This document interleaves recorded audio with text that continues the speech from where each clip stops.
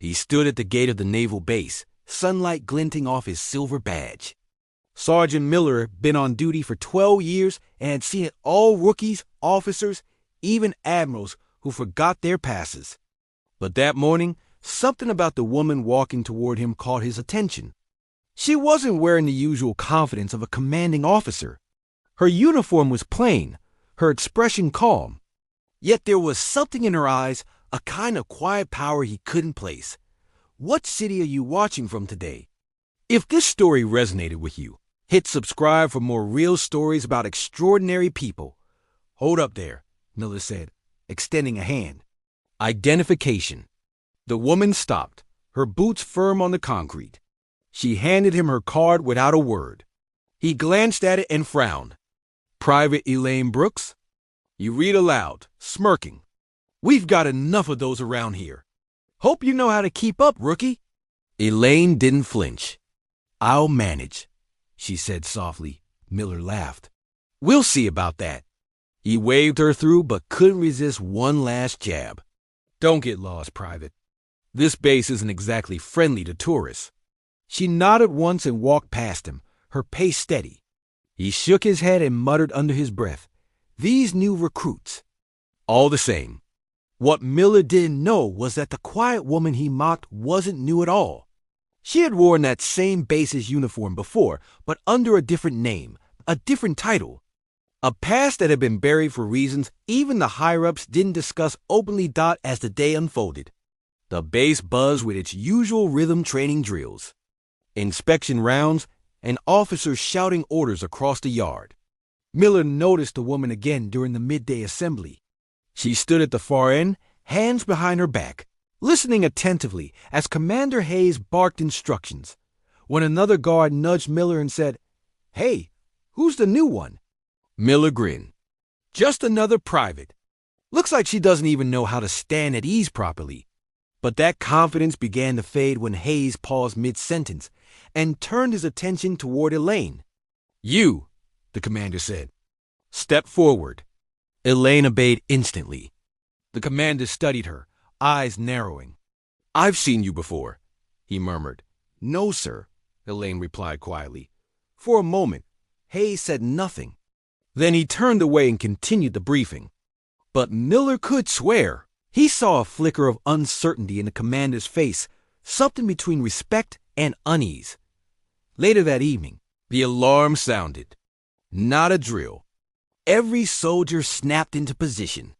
Miller ran toward the gate, his heart racing. The sky had turned crimson with warning lights, and the radio crackled with static. Perimeter breach possible infiltration from the east docks. Came the voice. Miller loaded his rifle, adrenaline pumping. Out of the corner of his eye, he saw Elaine running not away, but straight toward the control room.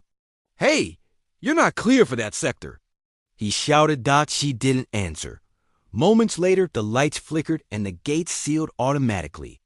The breach warning silence. Confused, Miller sprinted after her and burst into the control room. Elaine stood at the console, typing commands faster than he could follow. What are you doing? He yelled. Before she could respond, the door opened and 6 Navy SEALs stepped inside. Their presence filled the room instantly. Miller froze, his rifle lowering by instinct. The lead SEAL scanned the room, then saluted sharply. Major Brooks, he said. We received your command signal. Perimeter secured. Miller's mouth went dry. Major? He whispered. Elaine turned slowly toward him. Gone was the quiet, unassuming soldier. In her eyes burned authority, the kind earned from years in the field, from sacrifices written in scars unseen. Yes, she said. Major Elaine Brooks, tasked with assessing security readiness after last month's breach. And it seems my first encounter today was revealing. Miller felt the weight of her gaze. Every mocking word he'd thrown at her replayed in his mind. He wanted to speak, to apologize, but the words wouldn't come. The SEALs began their debrief with precision. They spoke to her with respect, calling her ma'am and major. Each command she gave was crisp and unquestioned. Miller stood by the door, invisible now, his pride evaporating under the truth. When the operation concluded, Elaine approached him. She wasn't angry, only calm, perhaps even understanding. "You judge by appearance," she said softly. "Most do. But ranks don't always show in the mirror." "Major, I didn't mean—" "I know," she interrupted gently. "Let this be a lesson. Respect is not given because of insignia. It's given because of what someone might have faced to earn it." She turned to leave, the SEALs following her in silent formation. Miller watched as the gate opened automatically for her, his own badge suddenly feeling lighter, less significant. Days later, her presence was still the talk of the base. The official report mentioned a successful security evaluation and an unidentified alert neutralized before escalation. But no one spoke openly about the major who had walked among them as a private. Miller never forgot her words. Every time a new recruit arrived, nervous and unsure, he offered a hand instead of a smirk. He learned to see beyond the uniform, and somewhere in the distance, he knew that Major Brooks continued her quiet work protecting those who never realized. Who stood guard over them? What did this story make you feel? Where are you watching from? Subscribe to Soul Relief Stories for more real stories that heal the heart.